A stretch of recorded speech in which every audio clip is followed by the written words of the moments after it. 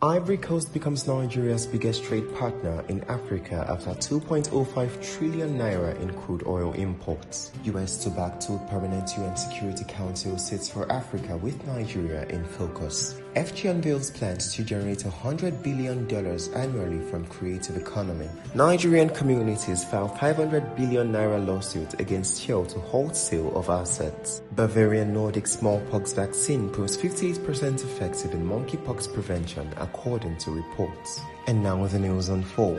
The Ivory Coast has emerged as Nigeria's biggest trade partner in Africa after importing crude oil worth 2.05 trillion naira in the first half of the year. This is according to the Foreign Trade Report for Q2 2024 published by the National Bureau of Statistics. According to the report, Nigeria's crude oil exports in the first 3 months of 2024 stood at 717.49 billion naira.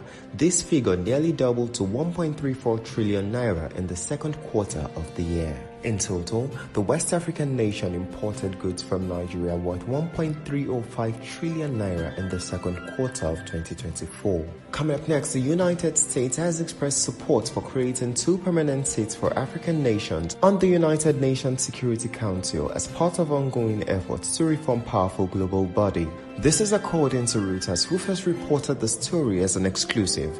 Ambassador to the UN Linda Thomas-Greenfield is expected to announce this during a speech at the Council of Foreign Relations in New York, highlighting U.S. government commitment to improve relations with Africa. The U.S. will also advocate for a rotating seat of small island developing states on the UNSC. Coming up next, the federal government has unveiled details of its bold and strategic plan to generate at least $100 billion and create over 2 million jobs from Nigeria's creative economy yearly. The Minister of Art, Culture and the Creative Economy, Hannatu Musa Musawa, unveiled the government's plan on Wednesday at a roundtable for local and international investors, where she presented her ministry's plan and roadmap. Speaking at the event hosted by the ministry, the minister said that if implemented to its fullest, the plan has the potential to achieve the above stated objectives. Coming up next, more than 1,216 residents from the host communities have filed a 500 billion naira lawsuit claim against Shell Petroleum Development Company, alleging a violation of an existing Mariva injunction and seeking to halt the sale of its onshore assets. The communities were represented by Mr. Mohammed Ndarani,